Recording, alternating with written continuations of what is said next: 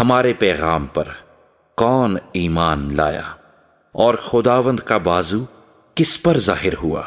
پر وہ اس کے آگے کومپل کی طرح اور خشک زمین سے جڑ کی مانند پھوٹ نکلا ہے، نہ اس کی کوئی شکل و صورت ہے نہ خوبصورتی، اور جب ہم اس پر نگاہ کریں تو کچھ حسن و جمال نہیں کہ ہم اس کے مشتاق ہوں۔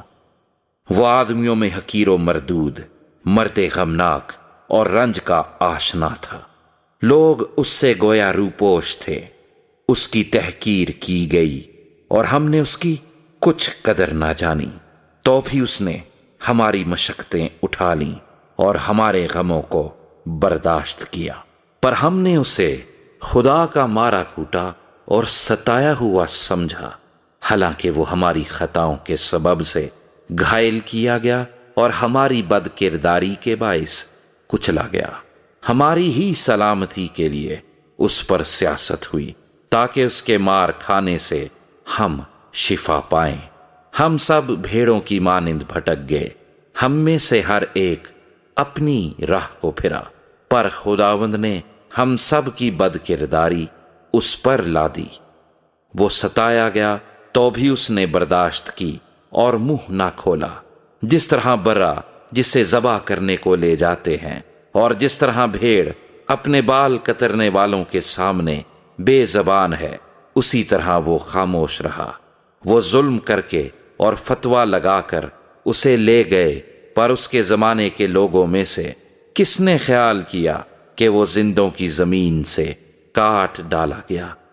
میرے لوگوں کی خطاؤں کے سبب سے اس پر مار پڑی، اس کی قبر بھی شریروں کے درمیان ٹھہرائی گئی، اور وہ اپنی موت میں دولت مندوں کے ساتھ ہوا، حالانکہ اس نے کسی طرح کا ظلم نہ کیا اور اس کے منہ میں ہرگز چھل نہ تھا۔ لیکن خداوند کو پسند آیا کہ اسے کچلے، اس نے اسے غمگین کیا۔ جب اس کی جان گناہ کی قربانی کے لیے گزرانی جائے گی تو وہ اپنی نسل کو دیکھے گا، اس کی عمر دراز ہوگی اور خداوند کی مرضی اس کے ہاتھ کے وسیلے سے پوری ہوگی۔ اپنی جان ہی کا دکھ اٹھا کر وہ اسے دیکھے گا اور سیر ہوگا۔ اپنے ہی عرفان سے میرا صادق خادم بہتوں کو راست باز ٹھہرائے گا، کیونکہ وہ ان کی بد کرداری خود اٹھا لے گا۔